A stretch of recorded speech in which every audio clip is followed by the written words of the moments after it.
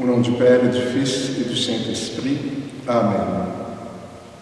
Aujourd'hui, mardi le 16 juin, nous entrons dans le Triduum de préparation à la fête de Sainte Julienne Falconieri, qui est reconnue comme étant la fondatrice des Sœurs Servites de Marie et qui a été canonisée au XVIIIe siècle par le pape Clément XII. Proclamation de la bonne nouvelle de Jésus le Christ selon saint Matthieu.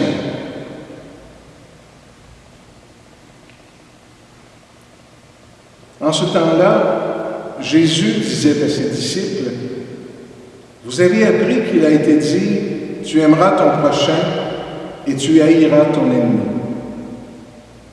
Eh bien moi, je vous dis, aimez vos ennemis et priez pour ceux qui vous persécutent, afin d'être vraiment les fils de votre Père qui est aux cieux. Car il fait lever son soleil sur les méchants et sur les bons, il fait tomber la pluie sur les justes et sur les injustes. En effet, si vous aimez ceux qui vous aiment, quelle récompense méritez-vous? Les publicains eux-mêmes n'en font-ils pas autant? Et si vous saluez vos frères et vos sœurs, que faites-vous d'extraordinaire? Les païens eux-mêmes n'en font-ils pas autant? Vous donc, vous serez parfaits, comme votre Père céleste est parfait. Acclamons la parole de Dieu. Louange à toi, Seigneur Jésus.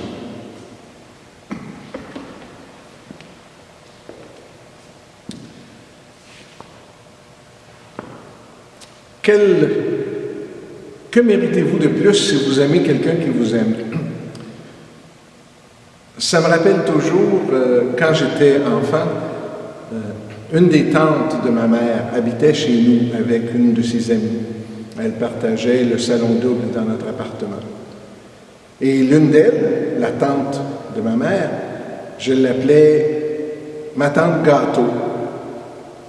Et puis l'autre, je l'appelais ma tante Gnognon. Pourquoi? Parce que ma tante Gâteau, elle me passait tous mes caprices. Je ne voulais pas manger de viande, elle me faisait des crêpes. Je ne voulais pas manger de quelque chose, elle me faisait d'autres choses. Elle m'apportait des cadeaux en revenant du travail.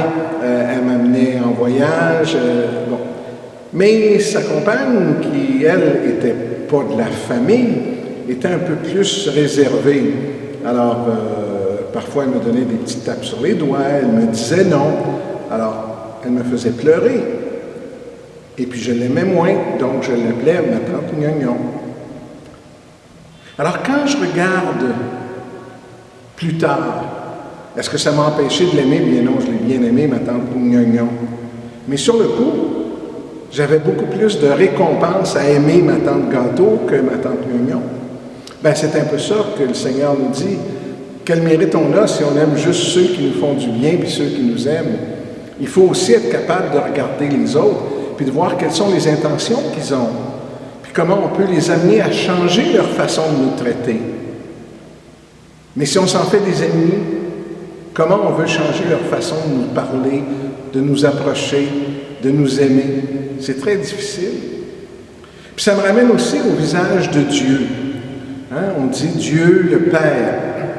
Pour beaucoup de gens, leur père a été absent, violent, ivrogne. Bon. Alors, c'est difficile de s'imaginer Dieu quand on dit Dieu notre Père. Alors, moi, mon père était absent. Bien, il était là, mais il était effacé, disons. Alors, le visage que je vois quand je dis Dieu, bien, c'est ma tante Gâteau. C'est quelqu'un qui m'aime, quelqu'un qui m'appuie, qui me pardonne tout, hein, qui dit « Oh, ben, c'est pas de sa faute, il sait pas trop, c'est un enfant, faut pas être dur avec lui. » Ben, c'est un peu ça, Dieu. Dieu, il nous aime comme on est, avec nos forces, avec nos faiblesses, avec nos défauts. Puis là, on peut l'appeler Dieu le Père, puis mettre le visage qu'on veut sur ce Dieu Père.